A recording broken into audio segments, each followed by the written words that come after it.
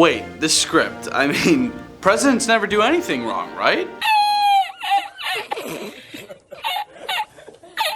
I'm your host Youssef, and these are 10 scary American presidents with dark history. Make sure to subscribe and ring that bell to get notified whenever we upload a new video. Anyways, let's get presidential. Number 10, the destruction of Hiroshima and Nagasaki. President Truman allowed the use of nuclear weapons on Japan on August 6, 1945. He justified the order to release the weapons by exclaiming that it would end the war quicker and save more American lives. However, it was in hindsight a very immoral decision to make. Within an instant, people, buildings, and infrastructure were instantaneously vaporized and reduced to ashes. The use of nuclear weapons was then included into the Geneva Conventions. The same attack on a country now would be highly illegal. It would violate three major requirements of the law of armed conflict codified in Additional Protocol 1 of the Geneva Conventions. The principles of distinction, proportionality, and precaution.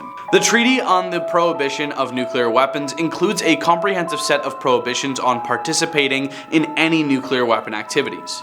At number 9, John Adams. John Adams, the second president, ordered the prosecution of several newspaper editors under the Sedition Act, a law that was later ruled by the Supreme Court to be unconstitutional. Therefore, he arguably violated the US Constitution, the supreme law of the United States. Though Adams was a founding father of the United States' democracy, he couldn't take personal insults. In July 1798, he signed the Alien and Sedition Acts that, among other things, made it illegal to write, print, utter, or publish any false, scandalous, and malicious writing or writings against the president and other executive branch officials. The alien part of the law allowed the government to deport immigrants and made it harder for naturalized citizens to vote. But the law mainly was designed to mute backers of the opposition Democratic-Republican Party led by Thomas Jefferson, who also happened to be the vice president. At number 8, President Andrew Johnson. Andrew Johnson was impeached by the House of Representatives in 1868 during clashes with Congress over his post-Civil War policies, including his firing of Secretary of War Edwin M. Stanton. He was acquitted by the Senate.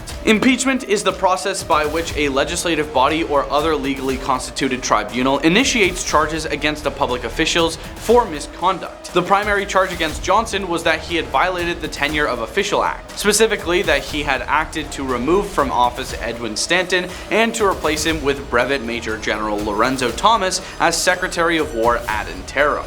At number 7, President Bill Clinton. Bill Clinton in 1998 was impeached by the House of Representatives for perjury and obstruction of justice related to his attempted cover-up of his relationship with former White House intern Monica Lewinsky. The Clinton-Lewinsky scandal was an intimacy scandal involving then US President Bill Clinton and 24-year-old White House intern Monica Lewinsky that took place in 1998. Their intimate relationship lasted between 1995 and 1997. Clinton ended a television speech in late January 1998 with the statement that he did not have intimate relations with that woman, Miss Lewinsky. Further investigation led to charges of perjury and to the impeachment of Bill Clinton in 1998 by the US House of Representatives. At number 6, President Richard Nixon. Nixon was famously named by a grand jury in 1974 as an unindicted co-conspirator in the Watergate scandal, but never charged with a crime. He resigned before an impeachment process could be completed and later was pardoned by President Gerald Ford. The Watergate scandal was a major political scandal in the United States involving the administration of President Richard Nixon from 1972 to 1974 that led to Nixon's resignation. The scandal stemmed from the Nixon administration's continual attempts to cover up its involvement in the June 17, 1972 break-in of the Democratic National Committee headquarters at the Washington, D.C. Watergate office building. At number 5, Lyndon B Johnson. Lyndon B Johnson approved of the use of napalm on Vietnamese civilians. What distinguished napalm B, the variant employed in Vietnam, was how easily it could be made. Simple bathtub chemistry was used to mix together a concoction of gasoline, benzene, and polystyrene. In 1965, the Pentagon requested bids from the 17 US companies that made polystyrene. One of the winning bids was from a small company based in Midland, Michigan, called Dow Chemical. Dow was only ranked 75th on a 1967 list of military contractors before getting into the napalm business. It was best known as the maker of saran wrap, but Dow soon became the military's sole supplier of napalm, which meant that when its use in the Vietnam War became controversial, Dow was the only corporate target. President Lyndon B Johnson was the one responsible for allowing this to happen. The use of napalm against civilians is extremely illegal. At number 4, Warren Harding.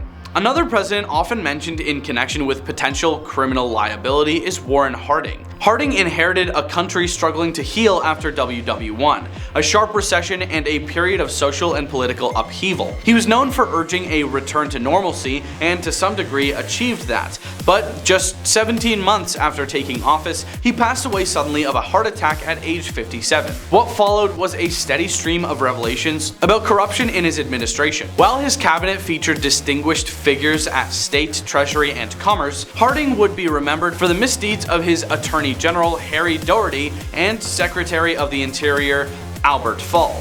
The worst of several scandals involved profits from the building of veterans' hospitals and the skimming of profits from the sale of US oil reserves left over from the conflict. Number 3. John F. Kennedy.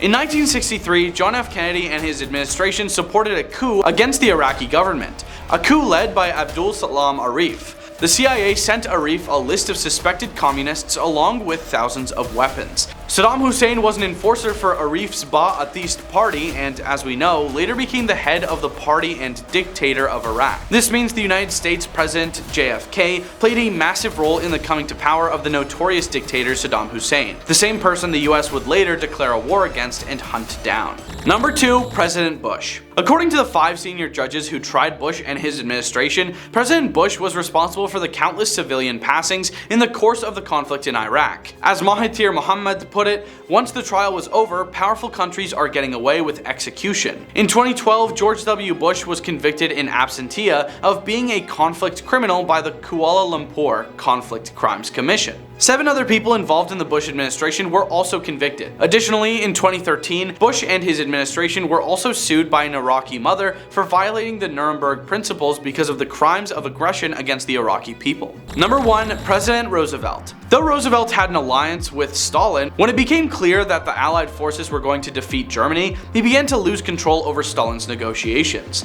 Stalin ended up with a good amount of Eastern Europe, and Roosevelt thought he could fix the problem with even more negotiations, which, as media publisher Cracked puts it, is about as advisable as trying to gamble your way out of gambling debt. Roosevelt went on to deny aid to Polish troops who were fighting against the Soviet government, and suppressed a report that blamed the Katyn massacre on the Soviets. Thanks for watching. Those were 10 scary American presidents with dark history. Leave a like and comment if you think we missed anything, and we hope you have a scary day.